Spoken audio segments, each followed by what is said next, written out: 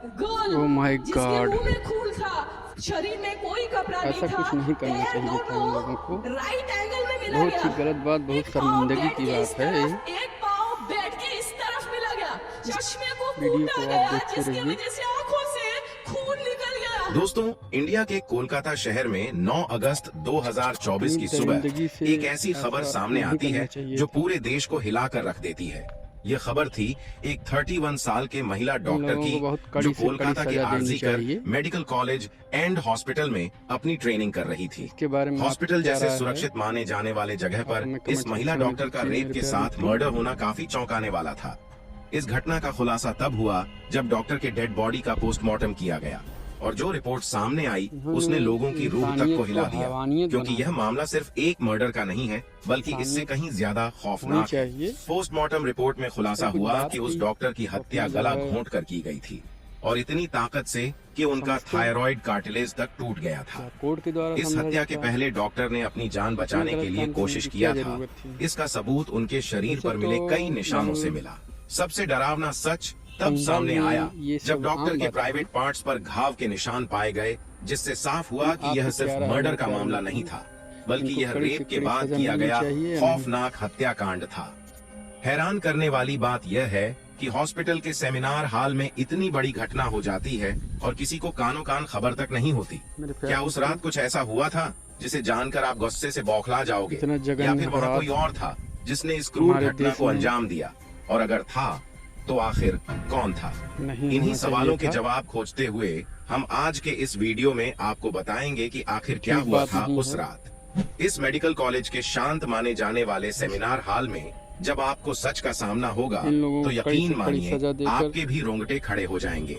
Video शुरू करने से पहले मैं आपको यह बात बता दूं कि इस वीडियो में मैं उस फीमेल डॉक्टर को सृष्टि नाम से रेफर करने वाला हूं। वैसे तो ये उनका रियल नेम नहीं है, इसलिए कंफ्यूज मत होना कि सृष्टि एक जूनियर डॉक्टर है। दरअसल कोलकाता के RG Kar medical college and hospital से सृष्टि अपनी डॉक्टर की ट्रेनिंग ले रही थी और 8 अगस्त 2024 को हर दिन की तरह सृष्टि अपनी नाइट शिफ्ट पर होती है और वह अपनी जॉब कर रही होती है।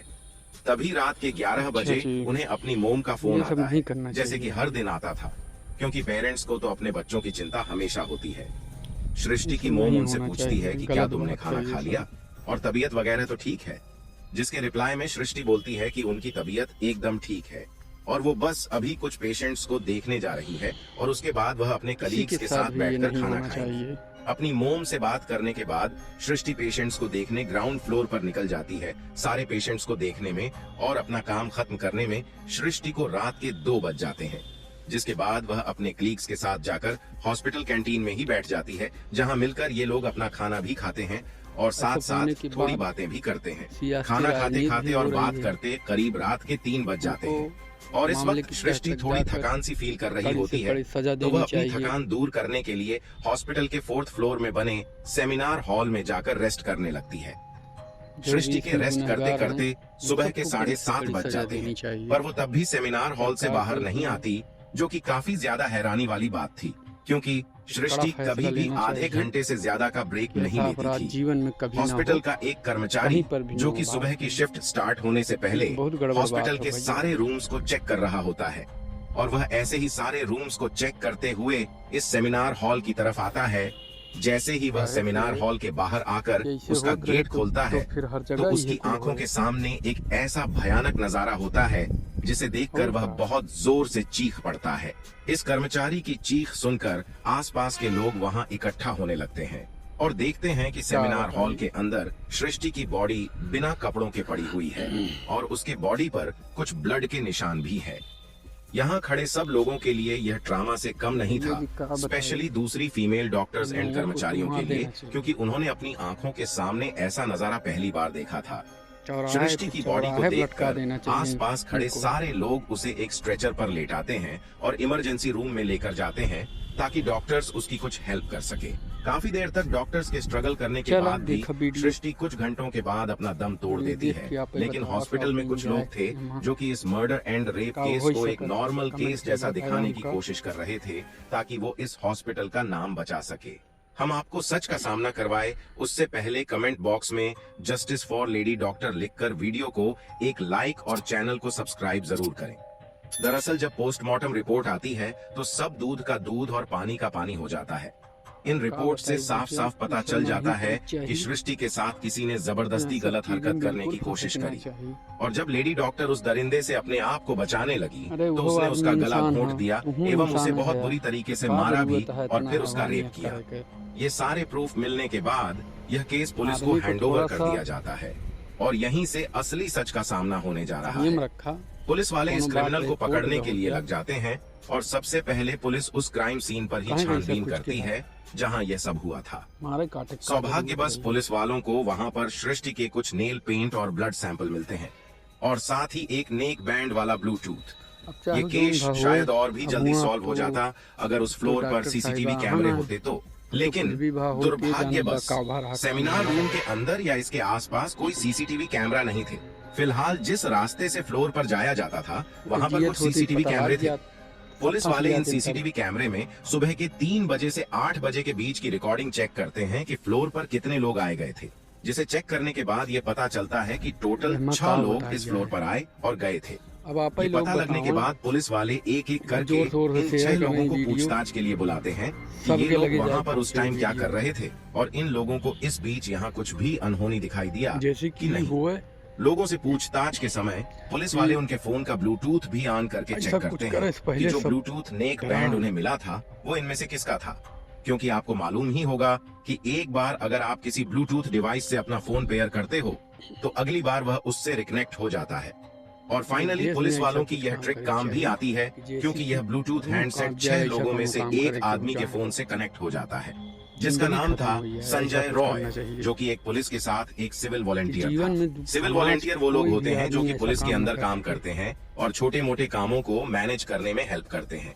आपने बहुत से पार्किंग या फिर भीड़ भाड़ वाले इलाके में देखा होगा कि कुछ ब्लू कलर की यूनिफॉर्म पहनकर ऑफिसर्स खड़े रहते हैं जिनका काम होता है कि बिना किसी मतलब के भीड़ इकट्ठा ना हो। यानी कि पुलिस वालों को अपना पहला कातिल मिल चुका था, जिसके बाद वह संजय रॉय से और गुस्से से पेश आने लगते हैं। हालांकि संजय पुलिस वालों की किसी बात का भी जवाब नहीं दे रहा होता क्योंकि वह काफी ज्यादा नशे की हालत में था। इसी बीच पुलिस वाले संजय का फोन भी चेक करते हैं जिसमें उन्हें भर भर के पोर्नोग्राफी कंटेंट मिलता है, जिससे उनका शक यकीन में बदल चुका था कि संजय ने ही सृष्टि का रेप और मर्डर किया है। इसके बाद पुलिस वाले संजय रॉय को टॉर्चर करने लगते हैं, जिससे अंत में वह डरकर अपना गुनाह कबूल भी कर लेता है कि उसने ही सृष्टि का रेप करके मार दिया है।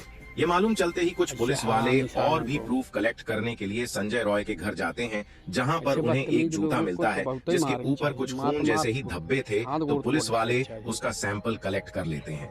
थोड़ी और तलाशी लेने पर पुलिस वालों को संजय के घर के बाहर कुछ कपड़े सूखते हुए दिखते हैं और यह वही कपड़े थे जो कि उस दिन संजय ने पहने थे, क्योंकि ये सब सीसीटीवी कैमरे में कैप्चर हो गया था, जिससे जाहिर था कि संजय यह प्रूफ मिटाने की भी कोशिश कर रहा था।